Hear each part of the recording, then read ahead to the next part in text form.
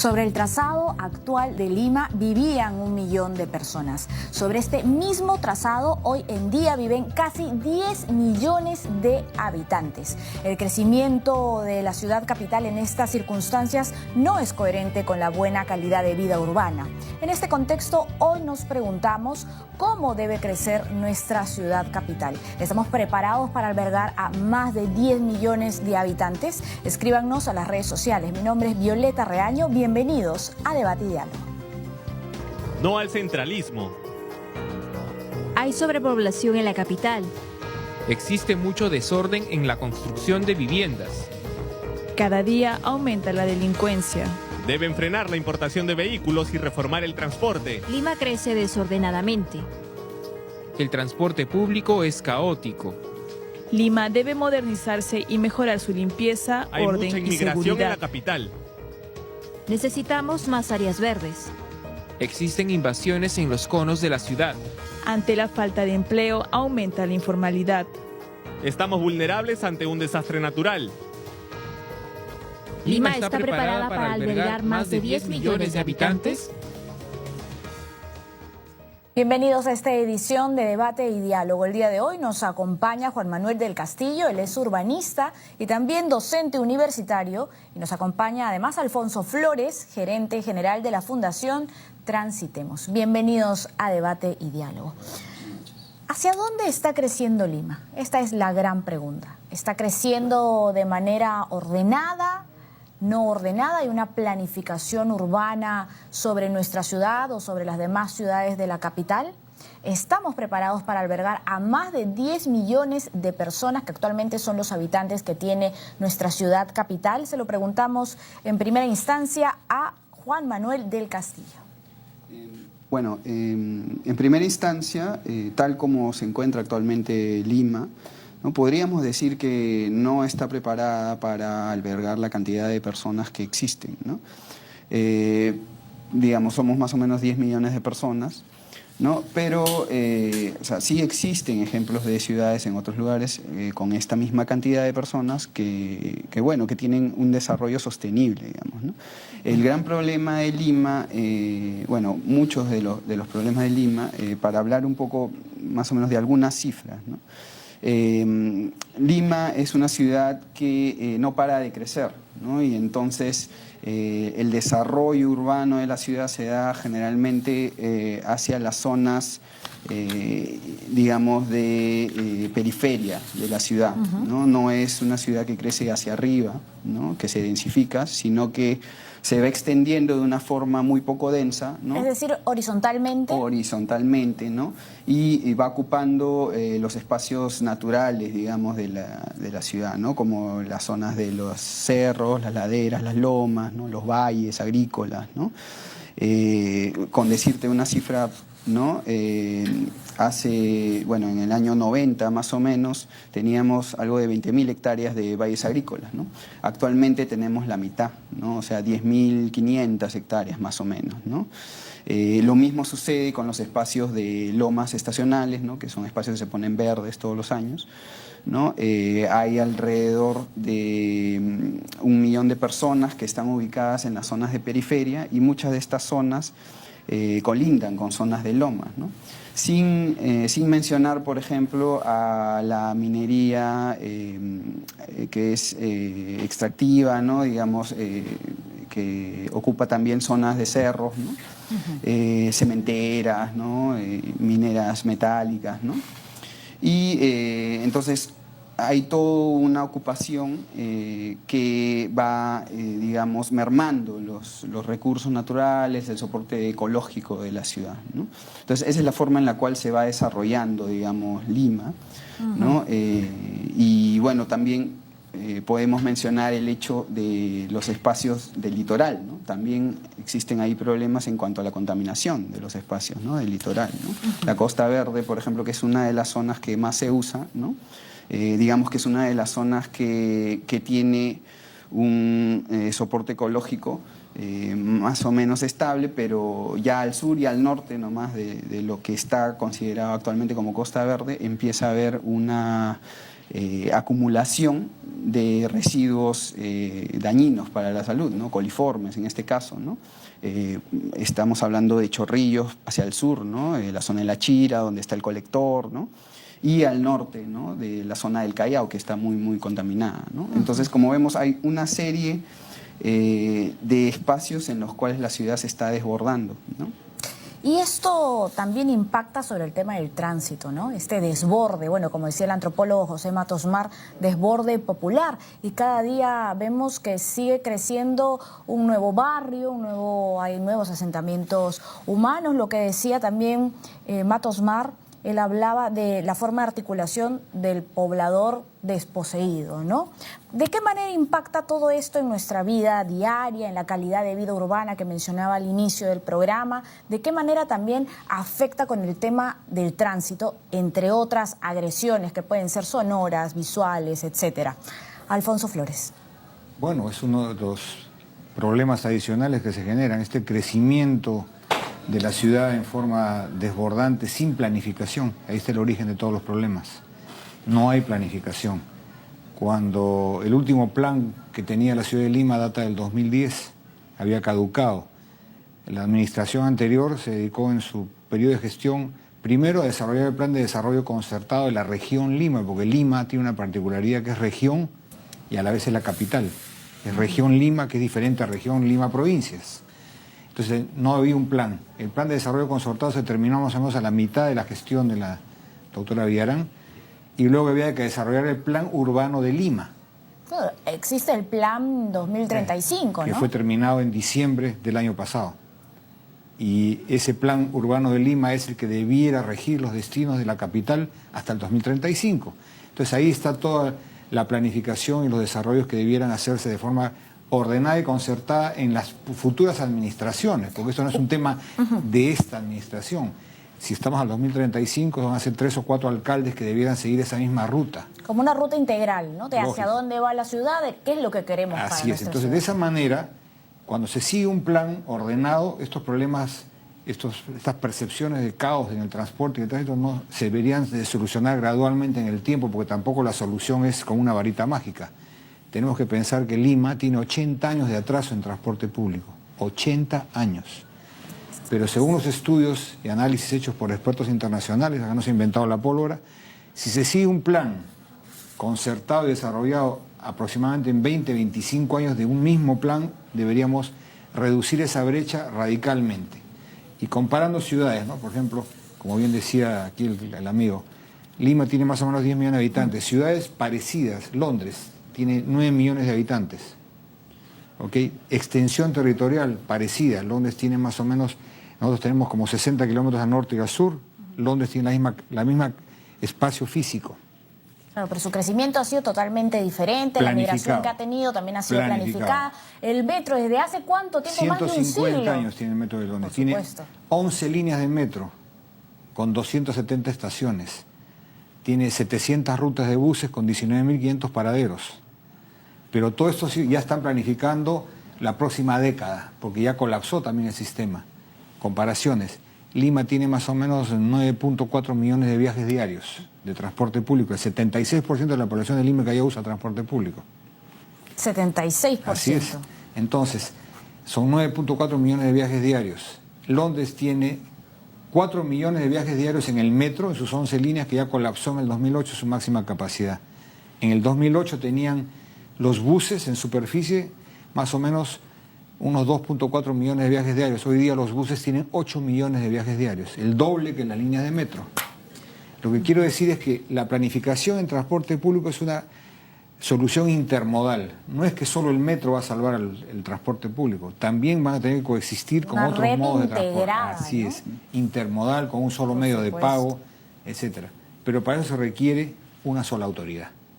El problema que tiene la capital, Lima y Callao, porque es una sola urbe, conurbada, es que tiene 4 autoridades. Por un lado está el Callao, la región Callao, la Municipalidad del Callao, está la región Lima y Lima, que es una misma autoridad, está el Ministerio de Transporte, que administra los metros, y recientemente el Ministerio de Vivienda ya tiene competencias en movilidad, porque ese es el concepto moderno. Ya no podemos hablar de transporte, sino de movilidad, y esta tiene que ser sostenible. ¿ok? Porque el transporte es solamente el medio técnico por el cual nos desplazamos. Y la razón del viaje se llama movilidad. ¿Por qué me desplazo? Entonces la planificación parte por ahí. Hay que crear ciudades policéntricas, donde todas las necesidades de la ciudad estén en cada zona de uno vive y se evitan los desplazamientos innecesarios. Entonces las soluciones, ahora me voy hacia el tránsito. Fíjese usted cómo la planificación, si yo tengo todas mis necesidades cubiertas en el área donde vivo, no necesito desplazarme. Por supuesto. Entonces, la tenencia del automóvil no es el problema. Acá todo el mundo escucha ahí en la ley, hay que prohibir la importación. Por Dios, eso es un horror, eso no es la solución. Prohibir la importación de usados de autos no es la solución al problema. Es resignificar también la ciudad, ¿no? El parque automotor del Perú es uno de los más pobres del mundo, de América inclusive. Tenemos 2,5 millones de carros en todo el Perú. En Lima hay 1.400.000. Claro, y además el dato que usted ha dado, ¿no? Que el 76% de la población de Lima y Callao viaja en transporte público. Sí, no hay tantos autos particulares como creemos. Los hay, pero están desordenados. ¿Por qué? Porque tienen que competir con 200.000 taxis que circulan todo el día. Ese es otro tema. Tenemos un exceso de flota de buses. Tenemos 31.000 unidades de transporte público, de las cuales el 53% tiene más de 20 años de antigüedad. El 43% son combis y cústers. El transporte público de Lima se podría manejar únicamente con 16.000 unidades grandes. Tenemos 280 rutas superpuestas, extensiones larguísimas. Es cuestión de planificación, gestión del tránsito, semáforos inteligentes en toda la ciudad. La policía no está para hacer la veces de semáforo, sino para sancionar al infractor. El semáforo tiene que ser inteligente con sanciones inteligentes. Con una gestión de tránsito se solucionan todos los problemas. No tenemos un parque automotor que diga, wow, es una percepción equivocada que puede llevar a decisiones equivocadas, como eso de prohibir la importación de autos. El parque automotor es muy pobre todavía. ¿Estará de acuerdo Juan Manuel del Castillo con lo que nos acaba de mencionar Alfonso Flores? Sí, bastante de acuerdo, ¿no? No es tanto un tema de infraestructura, digamos, sino es más que todo organizar el espacio del parque automotor, ¿no? Lima tiene, como habíamos hablado, aproximadamente 10 millones de personas y tiene un transporte público para casi 16 millones, ¿no? O sea, hay una sobrecarga de las vías que tenemos, digamos, ¿no? Y los taxis también, ¿no? Y los taxis tenemos... una formalización tampoco en este sector. Fue una solución para una determinada época que nos tocó vivir en el país, pero eso también tendría que ser regulado. Sí, bueno, de todas maneras, ¿no? Lima en sí es una de las ciudades de Sudamérica, me parece que es la que tiene mayor cantidad de taxis, ¿no? Y técnicamente se necesitarían solamente 75.000 taxis. ¿Y cuánto tenemos ahora? Formales registrados alrededor de 120.000, con los del Callao unos 170.000. Formales, y vamos a hablar de la parte informal. Informalidad y, digamos, superamos los 200.000. Pero el problema del taxi es que este no se regula por decreto. Primero hay que dar un transporte público potente y eficiente. Y eso de calidad. El mercado lo autorregula solo. Sería un error por decreto decir solo 75.000 taxis porque va a aumentar la informalidad. Lo que se hace es, primero se potencia las redes de transporte público, metro, buses, todo. Se dejaría de utilizar... Entonces la gente preferiría usar un buen metro, ¿no?, que usar un taxi que se cae a pedazos. Entonces se regula solo. Cuando ya se regula la oferta y demanda, ahí recién se comienza a poner las licencias altas, ¿no? Por ejemplo, en otros países la licencia del taxi es costosa. ¿Por qué? Porque esa es la jubilación del taxista, que la traslada al futuro. Y él recibe eso como jubilación. Pero hay una serie de cosas que sí se pueden implementar en el tema de taxi ahora para mejorar la calidad del taxi. Poner taxímetro es una... Es un gran reto. No es un reto. Sería muy interesante. Es la fórmula y es facilísimo hacerlo. Acabo de ver, he estado en Dublín, en Irlanda, he estado en Sao Paulo viendo el modelo, cómo se formalizaron.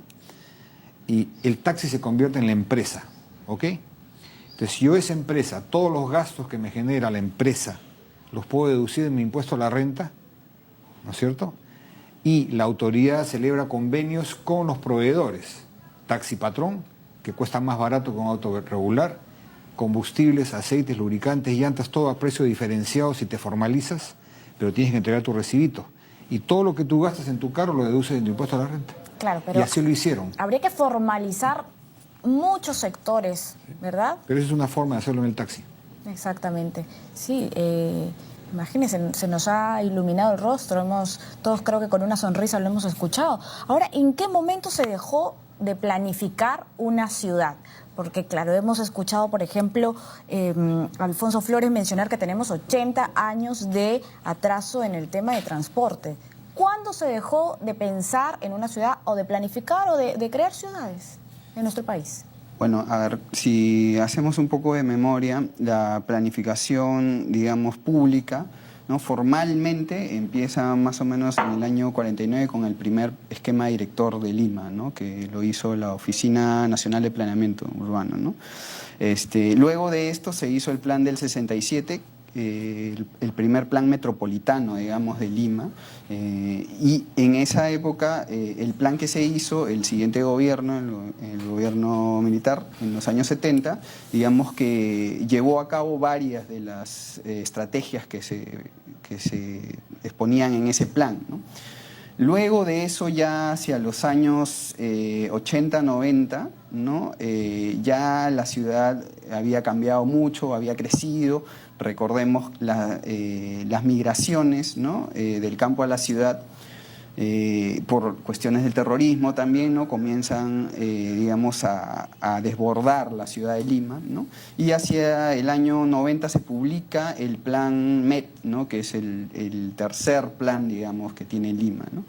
Pero, ¿qué pasa? Ya a partir de este plan, bueno, y mucho antes, inclusive, ya se había dejado, digamos, de seguir políticas de desarrollo urbano concertadas, ¿no?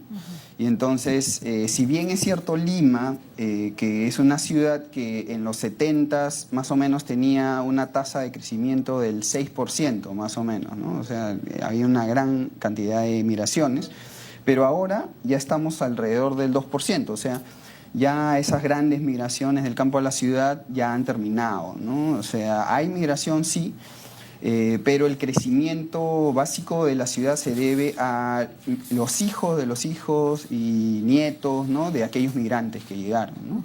Entonces, ¿qué pasa? Que esta gente, pues como toda familia, crece, ¿no? Y luego los hijos, bueno, quieren pues tener una vivienda, una familia propia, etcétera. ¿Y qué pasa, no? En las zonas periféricas, donde hay menos recursos, entonces lo que hacen es invadir, ¿no? Cerca de donde ellos tenían alguna vivienda, ¿no? Entonces se crean estas invasiones que son además alentadas pues por entes pues informales, ¿no? Mafias de terrenos, ¿no? Y como no existe una política de vivienda que es crucial para que exista un desarrollo urbano pues concertado en el país, ¿no? Entonces obviamente estas mafias se aprovechan de eso, ¿no? Y bueno, y comienzan a invadir no solamente los cerros, las laderas, las lomas, sino también sitios arqueológicos, por ejemplo. Y eso lo vemos en muchos lugares de la ciudad, ¿no? Lima, y este es un gran problema porque Lima tiene alrededor de 520 sitios arqueológicos. O sea, es una cantidad que solamente puede ser igualada por Roma, ¿no? En todo el mundo, ¿no? Pero el gran problema es que de esos 520, alrededor de 400 están en estado de abandono, ¿no? Porque están en las zonas pues, de los ríos, digamos, de los valles de los ríos, ¿no? Y cerca de las laderas, entonces están un poco, digamos que están abandonadas, ¿no? Entonces, muchas veces terminan siendo terreno que las mafias de terreno aprovechan para tomar y invadir, ¿no? Y promover invasiones. Y ahí viene pues el tema de haber dejado la planificación, porque una vez que eso sucede, después comienzan a demandar todos los servicios que una población necesita. Agua, luz, transporte. Y el transporte comienza también a crecer informalmente, con autorizaciones, con estas malentendidas autonomías municipales que le dan autorizaciones Sí, la autoridad única, ¿verdad? Que usted mencionaba que es más que necesaria. Y la falta de concertación, porque no solamente es cuestión de la autoridad de transporte, la autoridad de transporte debe concertar y coordinar con el Ministerio de Vivienda, que tiene que ver con la planificación urbana. ¿Hacia dónde va a crecer la ciudad? Para yo planificar cómo voy a llevar transporte. Tú vas a hacer una ciudad satélite por allá, ok, veamos por dónde vamos a llevar el transporte. Esa es la gran pregunta en la que gira el día de hoy nuestro programa. Nos vamos a un corte y luego regresamos para seguir hablando de este tema en Debate y Diálogo. Ya volvemos.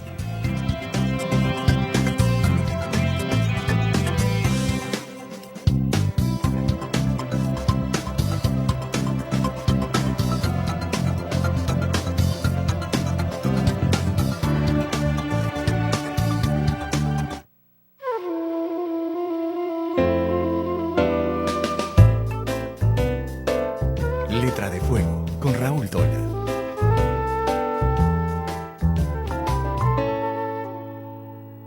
¿Qué tal? ¿Cómo están? Bienvenidos a Letra de Fuego. La selva peruana es escenario de magníficas ficciones y es el lugar que escoge Leoncio Robles para ambientar Bajo el cielo amazónico.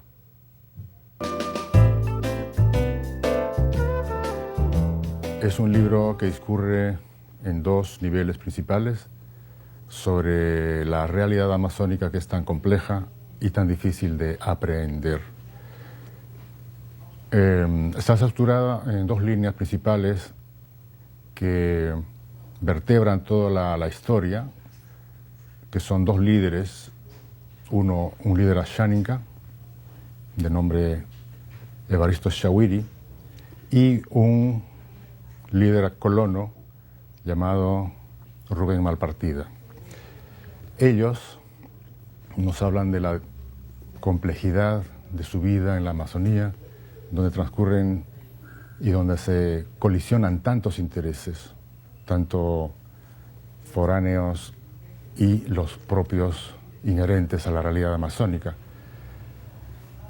Se habla en esta novela de la contaminación de los ríos, la agresión a los bosques y la forma de luchar contra la corrupción tan generalizada a niveles repugnantes, encarnado por las autoridades oficiales encargadas de mitigar o de controlar esos excesos de la explotación amazónica.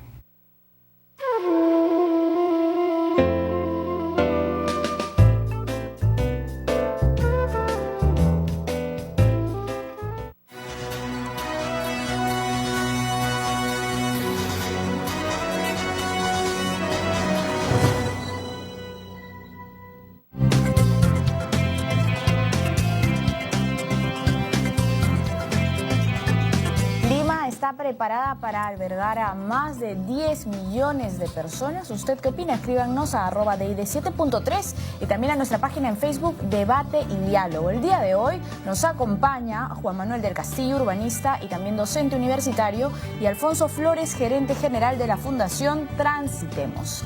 Antes de continuar con este diálogo, vamos a ver un breve informe sobre este tema. Adelante. El Instituto Nacional de Estadística e Informática, en un último informe emitido en junio del presente año, señala que el Perú tiene una población de 1 millones de personas, mientras que Lima cuenta con casi 10 millones de habitantes, por lo que la capital representa el 32% de la población nacional. Entre los distritos con más población se encuentra San Juan del Lurigancho, con 1.091.000 habitantes, San Martín de Porres con 700.000, Ate con 630.000, Comas con casi 525.000, Villa El Salvador con 463.000 y Villa María del Triunfo con 448.000 pobladores, según informa el INEI. Asimismo, se estima que para el 2021 el Perú tendría una población de 33.149.000 habitantes y Lima concentraría la mayor cantidad de personas a nivel nacional con 10.764.000.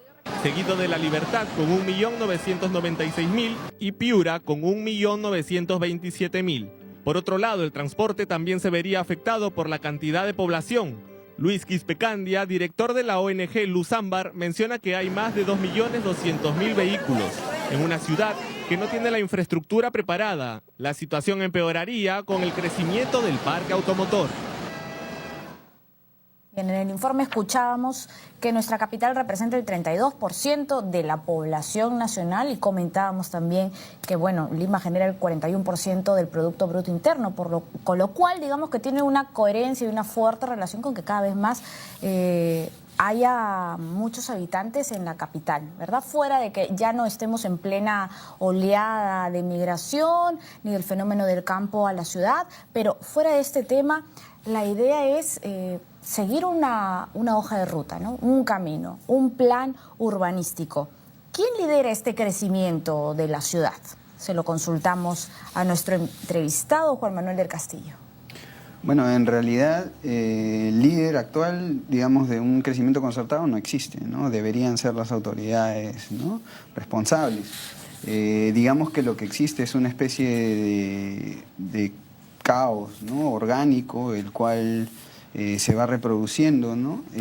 A sí mismo, y lo que va haciendo Lima es canibalizando sus áreas naturales, ¿no? Para seguir creciendo de la forma que ya habíamos visto, ¿no? Horizontalmente, ¿no?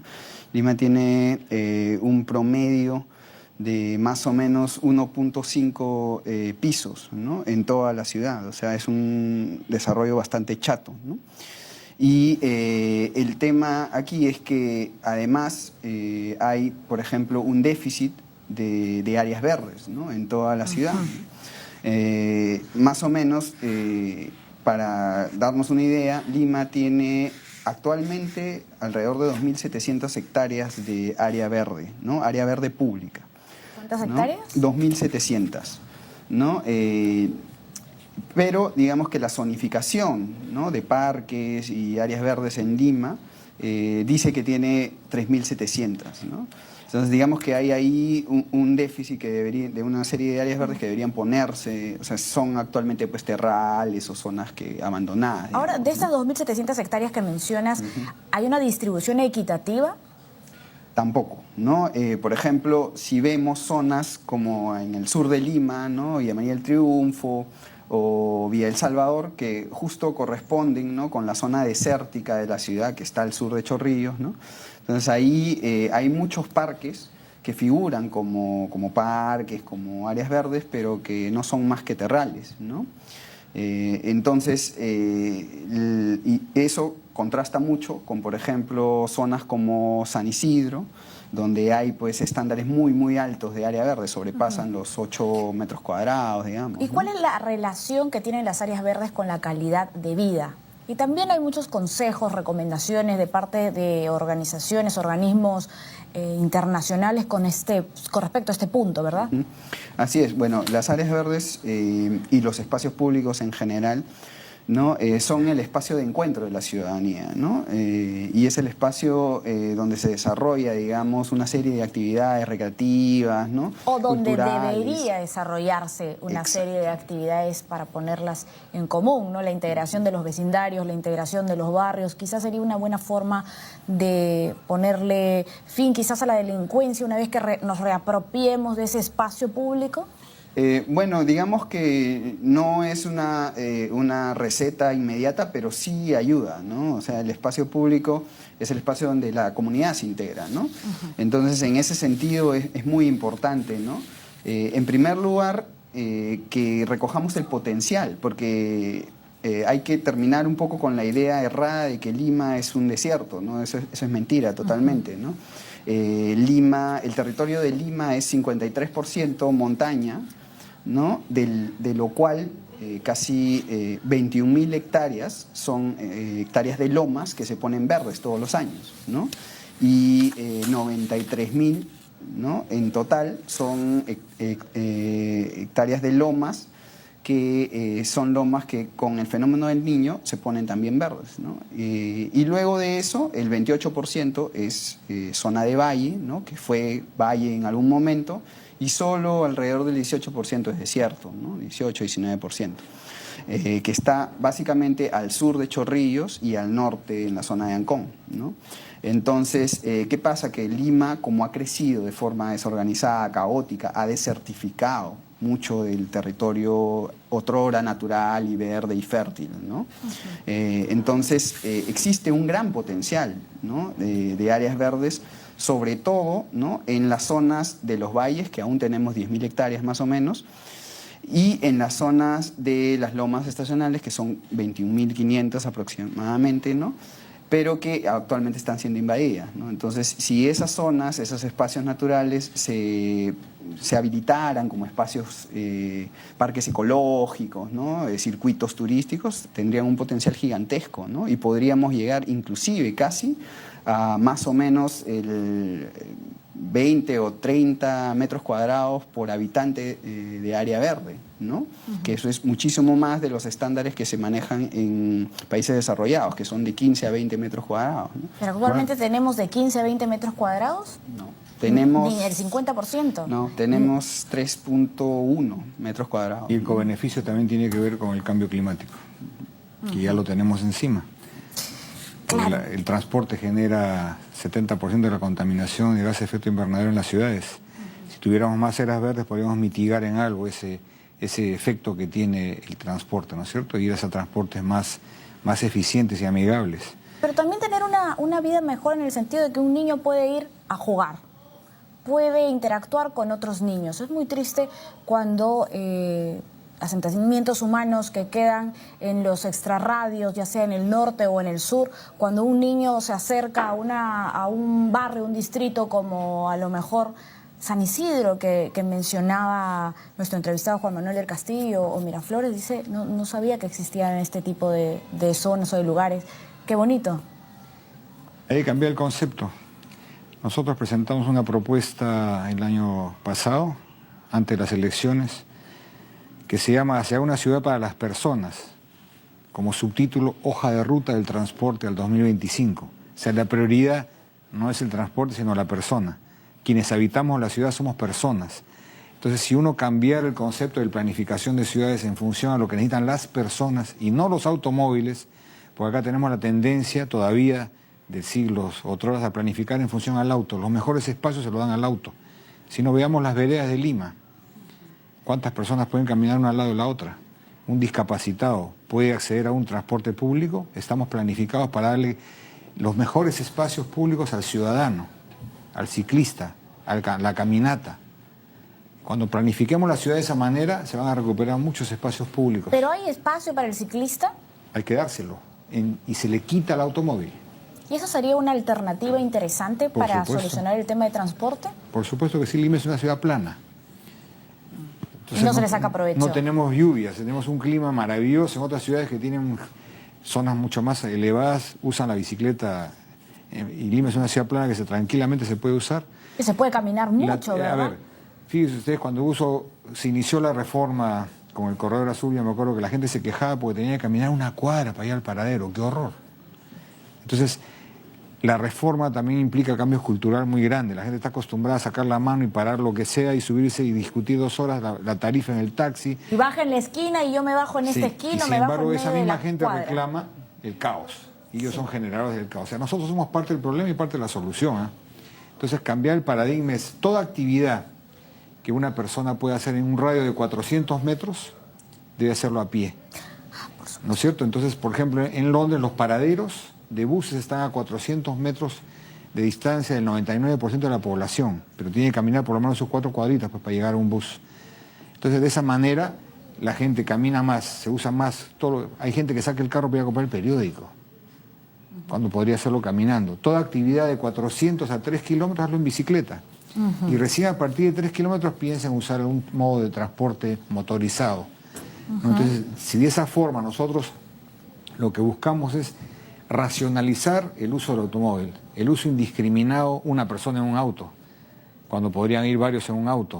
O sea, hay una serie de medidas de gestión que se pueden aplicar ahora que mitigarían enormemente los problemas de tránsito y transporte, pero hay que pensar fuera de la caja y comenzar a usar otros medios de transporte. Alfonso Flores, ¿por qué la tendencia de las ciudades más avanzadas y más desarrolladas tiene que ver con que no desean pasar tanto tiempo de sus vidas en un automóvil, sino tener todos los servicios cerca de sus casas? Poder caminar, llevar al colegio a sus hijos caminando, comprar el pan, lo que nos decías, caminando, ir al parque, caminando.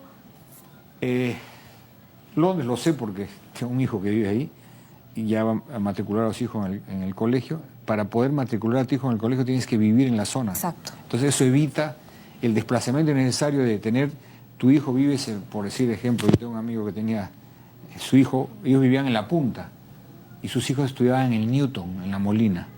¿Te imaginas el desplazamiento innecesario, ida y vuelta? Entonces, claro. ¿Cuántas horas de su vida pierden en ese desplazamiento? Yo te digo ahora las cifras que las tengo, pero si tú planificaras esa planificación, ok, colegio, señores, si usted no vive en un radio X, su colegio le corresponde usted no puede matricularlo en otro.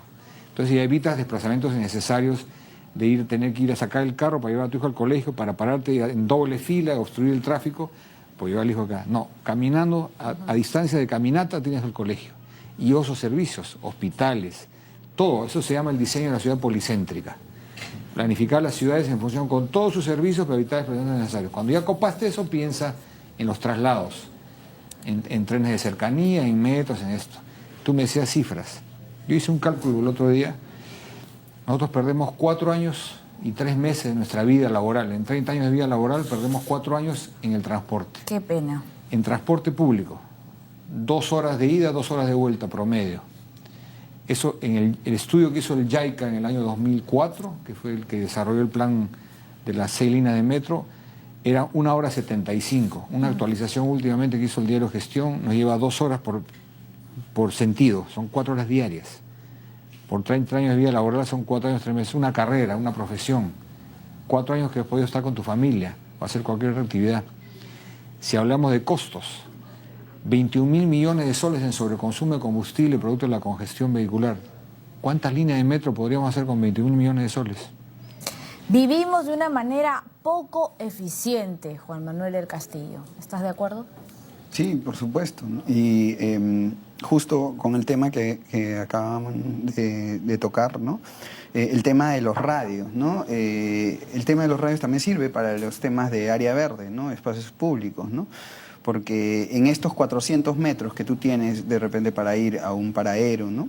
En estos 400 metros que tú tienes a pie, tú deberías también poder llegar a un espacio de área verde, ¿no? Significativo, ¿no? Hablamos de más de, no sé, 3.000 metros cuadrados, digamos, ¿no? Y según eso se pueden ir diseñando los espacios abiertos, ¿no? Los espacios verdes, ¿no? Pero eso tiene que ver con esa planificación, ¿no? Con ese diseño. Diseñar un vecindario en el que uno tenga todos los servicios y no te tengas que mover de esa manera, perdiendo 4 años de la vida en transporte. Exacto, justamente eso tiene que ver con la planificación, ¿no? Las tendencias actuales de la planificación urbana, ¿no? Ya, por ejemplo, ya no miden las áreas verdes, ¿no? Los espacios públicos en función de los metros cuadrados por habitante, ¿no? De la cantidad, sino de los radios de acceso que tú tienes, ¿no? 400 metros cuadrados, toda vivienda debe estar a 400 metros cuadrados de un área verde significativa, digamos 3.000 metros cuadrados, ¿no? De 400 a 2 kilómetros, toda vivienda debe estar en ese radio y de áreas verdes que deben ser un poco más grandes, ¿no? Y de 2 kilómetros para arriba, digamos, tú debes tener acceso mediante transporte público o auto, ¿no? A parques, digamos, mucho más grandes, tipo parques zonales, ¿no? Entonces, de esa forma... Bicicletas también. Bicicletas, ¿no? Eso implica, por ejemplo, lo que tú decías, ¿no? Que hay que cambiar el modelo de ciudad tampoco. Ya no podemos ir hacia el plano, sino hacia arriba. Entonces, esa misma cantidad de gente que tú tenías en una gran extensión plana, la concentras en alta densidad, pero con todos sus servicios y áreas verdes. Claro, pero ¿cómo se armoniza, por ejemplo, el tema de las alturas de los edificios? Porque cada municipio tiene sus lineamientos, tiene sus licencias de edificación respectivas, y luego encontramos también que un 70% a lo mejor de edificaciones son informales. Exacto. Ese es el gran problema, ¿no? Que Lima actualmente crece un poco al caballazo, digamos, ¿no? Entonces cada uno hace lo que quiere, digamos, en ese sentido, ¿no? Pero si existe un plan metropolitano, ¿no? Aprobado por la región, ¿no? Ningún plan urbano distrital o zonificación o lo que sea debería estar por sobre ese plan, ¿no? Entonces el plan metropolitano, ¿no? De desarrollo urbano es el que determina cómo debe crecer la ciudad, ¿no? En forma general, ¿no? Y entonces también estipula dónde son las zonas en las cuales se debe densificar, ¿no? Porque no se puede densificar en todas partes, ¿no? Hay zonas como avenidas principales o zonas con equipamientos, ¿no? Importantes, digamos, grandes hospitales o edificios de instituciones públicas en los cuales tú puedes hacer excepciones y densificar, digamos, en grandes cantidades, tener grandes edificios, ¿no? Porque además... esas son las zonas en las cuales deben haber estos espacios multimodales, ¿no? Que ya se han mencionado, ¿no? Donde se puedan hacer intercambios, digamos, de transporte, ¿no? Público, ¿no? Como hay, por ejemplo, en Londres, en Madrid, ¿no? Tú llegas, por decir, en bicicleta, te dejas tu bicicleta y te subes a un tren, ¿no?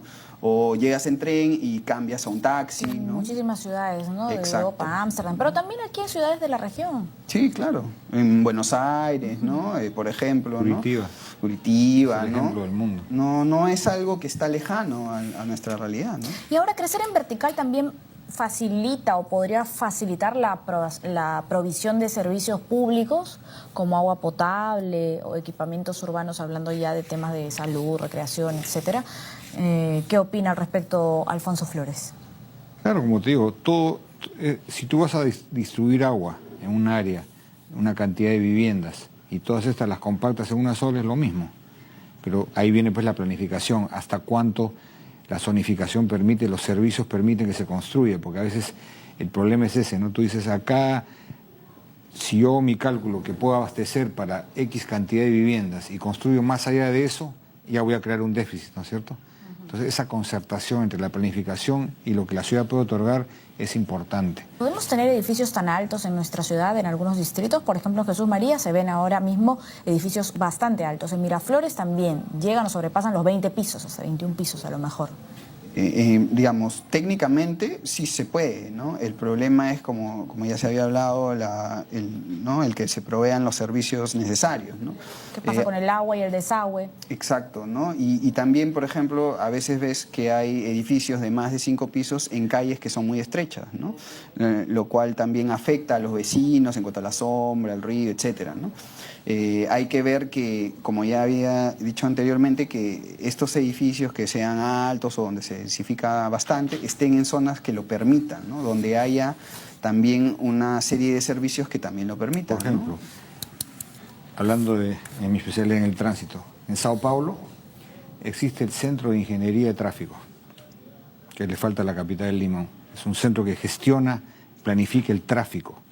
Y también servirá de observatorio, ¿no? La última licencia para construcción, eventos o lo que fuera le da a esa entidad. Se presenta el proyecto de un edificio, por decir, como dices tú, de 20 pisos en una calle estrecha. Ellos hacen el estudio del impacto vial. Si el impacto vial es negativo, no le dan autorización. La última autorización la da tránsito. Te das cuenta cómo puede impactar. Si bien es cierto, muy bonito el edificio, tiene todos los servicios, pero cómo le afecta al tráfico a la zona, no lo permiten. Entonces, esa coordinación, lo importante que es la planificación coordinada e integrada, por eso es que nosotros insistimos en que debe haber una sola autoridad de transporte para la capital. Y nos ha dado el ejemplo de una megaciudad, ¿no? Transport for London se creó dentro del marco del Greater London Authority, también allá por el año 2000, porque tenían el mismo problema. Tenían trenes, metros, transporte por río, taxis, buses, cada uno por su lado, hasta que decidieron juntarlos en una sola autoridad, con una sola planificación, una sola gestión, pues es la única forma de hacer las cosas coordinadas. Porque acá tenemos, por ejemplo, las famosas líneas del metro, y cuando la ciudad de Lima quiere poner una línea de buses, por ahí no puedes poner tus buses porque por ahí va a ir mi metro. El bypass porque por ahí va a pasar la otra línea. Entonces, esa falta de coordinación hace que la planificación sea muy mala y no se gestiona bien los servicios de transporte. Y que sigamos sumidos en el caos, ¿no? Con la contaminación visual, la contaminación sonora, ambiental. Bien, es momento de hacer una brevísima pausa, pero ya regresamos con Debate y Diálogo.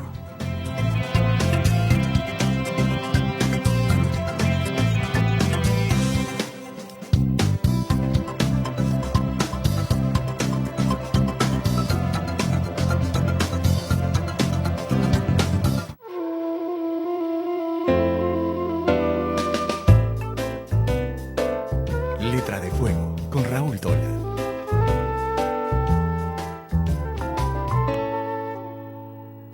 Desde el señorío de Sulco, Isabel Álvarez ha sido una de las grandes protagonistas del boom gastronómico de nuestro país. Y ahora nos presenta un libro de relatos, Las manos de mi madre. Las manos de mi madre es un libro que tiene una larga historia en términos de que surge como la respuesta a un duelo que viví en la muerte de mi madre en el 2007.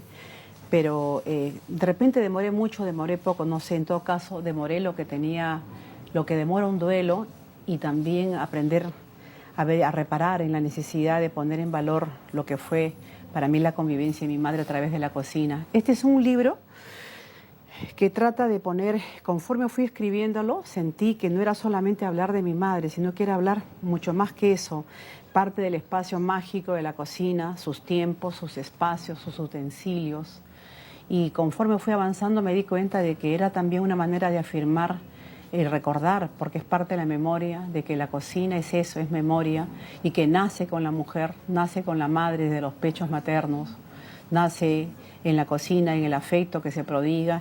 Y este libro intenta hacer eso, recordar, porque hoy la civilización moderna nos condena al olvido.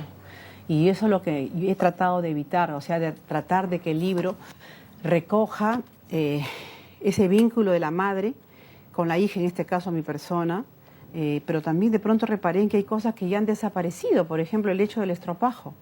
El estropajo ahora ya no hay memoria de él. Yo recuerdo que mi madre, acá lo cuento, como cada noche casi como un ritual jabonaba y dejaba su estropajo limpiecito. Le hago también un homenaje a la tabla de picar de madera, esas que uno iba a comprar al mercado, el rol que cumplía el batán, el afilador, las papas, aprender a freír papas, en fin. Es un libro testimonial que he hecho con muchísimo amor, que trasciende a mi madre, me trasciende a mí misma, que este protagonismo que hoy tiene la gastronomía, a partir de toda esta modernidad, olvida por momentos el rol fundacional de la mujer en la cocina, y también debemos recordar que es el origen de la cocina peruana.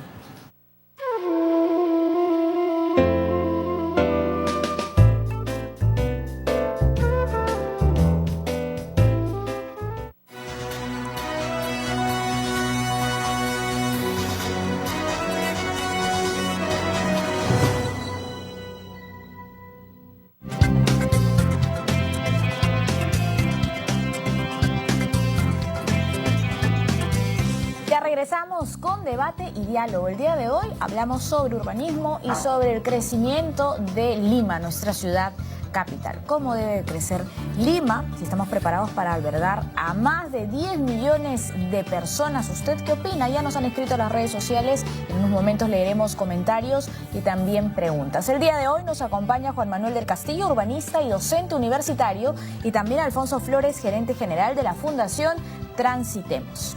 Bien, tenemos comentarios en las redes sociales. Nos comentan, por ejemplo, Judith Villena al Facebook.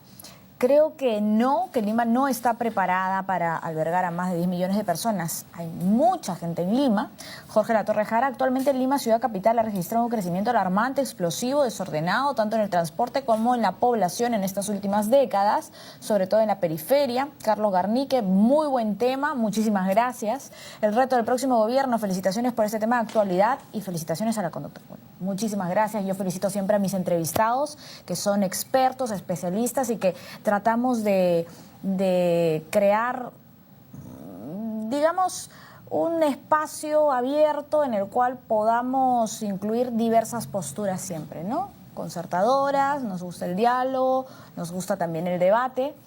Gracias por ese comentario. Luego, David Felipe Escobar, ¿el actual recurso hídrico de Lima puede soportar a más de 10 millones de habitantes? Bueno, es una pregunta, se lo vamos a hacer luego a nuestros entrevistados. Comentarios de Twitter. Ernesto Ricci, Lima está invadiendo las zonas arqueológicas, se está poblando en su totalidad. Lima reventó hace rato, nos dice Müller 58, es invivible, etcétera, ¿no? Pero más allá de generar una corriente hacia no queremos más gente en Lima o generar una posición de discriminación, creo que lo más importante es seguir un camino, tener una ruta y planificar, ¿no? Planificar el crecimiento, porque como toda ciudad como la nuestra, una ciudad grande, una ciudad además que genera gran porcentaje, más del 40% del PBI, siempre va a tener mucha población, ¿no? El reto es cómo lograr que sea viable con una buena calidad de vida en la urbe. Bien, tenemos algunas preguntas. Marilena Guaita nos consulta qué estrategias pueden ser convenientes aplicar, sobre todo en el sector de transporte, si Lima presenta una sobrepoblación. Se lo consultamos a Alfonso Flores. Muchas gracias por hacernos la pregunta vía redes sociales. Bueno, como dije hace un rato, el problema es de todos. Todos somos parte del problema y todos somos parte de la solución. Hay una gran parte que le toca a la autoridad, evidentemente, entonces nuestra filosofía es que debe concertarse ya rápidamente una autoridad única para gestionar, planificar el transporte público en la ciudad de Lima, justamente planificarlo de acá al futuro. La solución no es a corto plazo, eso tiene que saberlo la población. Muchos creen que ya se hizo el corredor azul y mañana funciona, no. 80 años no se arreglan en un mes y en un año. Es un problema de 20 años por lo menos para arreglar este problema. Pero que si no nos ponemos las pilas, serán 40, 50 años a más. Eso es lo que le compete a la autoridad, ¿no? Hacemos la planificación a través de una autoridad única, integración de intermodal de todos los sistemas de transporte, reducción de flota en el transporte de buses, acelerar rápidamente todas las líneas de metro, recaudo único, una sola tarjeta de pago para tener una sola tarifa y poderte mover por la ciudad, promover más el uso de las ciclovías y los espacios públicos, la caminata. Entonces ahí viene la parte que le compete a uno como ciudadano, cómo puedo colaborar, porque es bien fácil quejarse. El tema es cómo me remango las mangas y qué hago yo por mi ciudad. Creo que eso lo dijo el presidente Kennedy, me parece. No es qué cosas haces, qué hago yo por tu país, sino qué puedo hacer yo por mi país. Esa es la filosofía de la fundación. Las fundaciones son fundaciones sin fines de lucro. Nosotros nos juntamos 60 profesionales para ver cómo ayudamos a nuestras autoridades, a nuestro país, a que camine y progrese. Entonces yo diría cosas simples. Por ejemplo, si yo estoy en el auto, ¿por qué bloqueo los cruces? ¿Por qué tengo que bloquear la intersección donde nadie se mueve, ni los que van en un sentido o el otro? Y es una cuestión cultural. Ya, pues entonces... Y falta de respeto. Por eso digo de yo, educación. Nosotros tenemos que cambiar nuestra cultura, nuestro civismo. Si yo veo que una intersección se va a bloquear, me detengo y le cedo el paso al otro.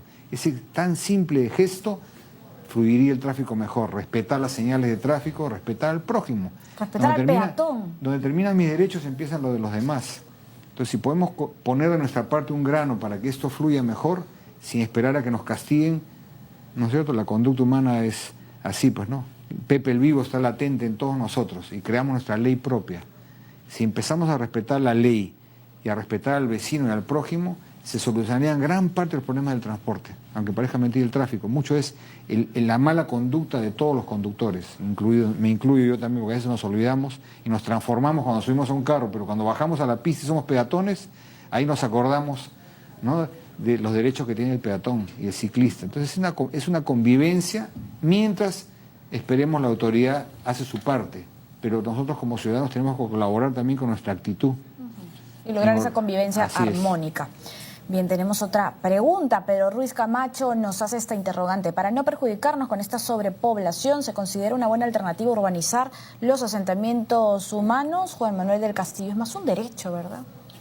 Sí, bueno, la estrategia yo creo que en ese sentido sería más que todo buscar aquellas zonas de Lima que están consolidándose, ¿no? Como dije anteriormente, el promedio de pisos de Lima es de 1.5, ¿no? Entonces deberíamos ganar en altura lo que ya tenemos en densidad chata, ¿no? Porque si tú ves más o menos los promedios de, digamos, de ocupante por vivienda que tiene Lima, tiene alrededor de 4 ocupantes por cada vivienda, lo cual es un promedio bastante alto, mucho más alto que Buenos Aires o que Quito o que otras ciudades de la región, ¿no?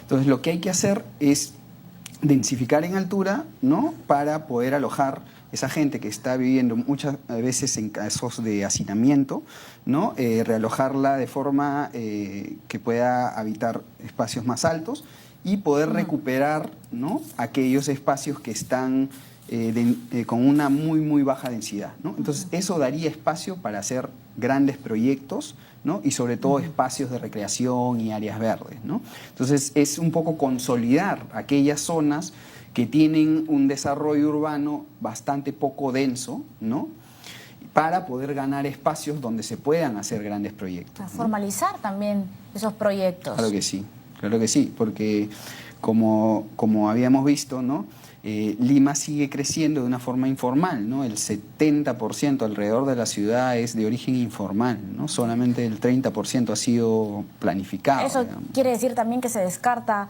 al arquitecto, se descarta al ingeniero civil y se contrata a un albañil que dice que construye una casa de 2 pisos o de 3 pisos. Pasaría un terremoto.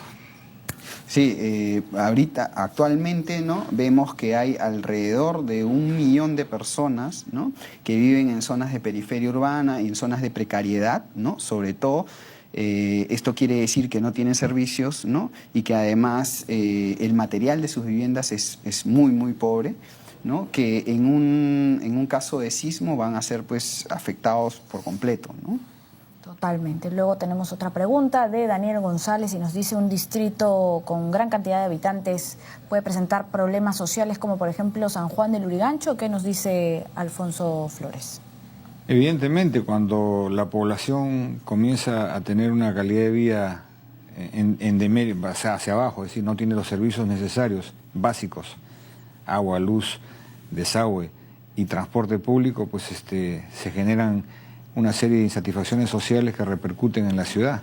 Entonces, por eso que la importancia de la planificación y prever hacia adelante y no estar tapando huecos, porque hay un momento que nos quedamos sin dedos de la mano. O sea, la autoridad tiende a ser reactiva, cuando debería ser planificadora a futuro, para evitar justamente esos casos de imprevisto que se presentan por falta de planificación. Y es importante en ese caso que los planes se sigan independientemente del color político y la autoridad de turno, de manera que el rédito y el beneficio sea para el ciudadano. El problema es que a veces pues, la tentación del voto hace que no se vea el futuro, sino se toman acciones de corto plazo, porque también la población es resultadista, no ve la visión de largo plazo. Ellos quieren ahora, quiero algo tangible ahora, un puente, una carretera, pero ¿de qué sirve ese puente y carretera si no tiene una proyección de futuro? Entonces la insatisfacción es permanente, porque no se piensa, no se toma una pausa y dice un momentito, antes de hacer un puente hay que pensar en otras cosas, pensando de aquí a 10, a 15, a 20 años, de manera que la solución es de largo plazo y no un parche de inmediato de tapar un hueco con el dedo. Es un tema complejo, pero nuevamente regresamos al tema de ordenarnos en un plan. Que ese desorden no sea el orden, ¿no? Porque vivimos actualmente en el orden del desorden. Bien, una breve reflexión para finalizar, Juan Manuel del Castillo. Sí, bueno, más que todo hay que entender que el problema es, si bien es cierto, tenemos problemas técnicos, ¿no?, que debemos, digamos que, completar. El problema básicamente es político, ¿no? Es un tema de decisión política el que hay que tener. Hay que entender que, por ejemplo, los planes urbanos que existen actualmente, que son pocos, pero existen, ¿no?, van más allá de si los hizo una autoridad, ¿no?, una gestión determinada o no, porque son planes que van a 20 años, ¿no?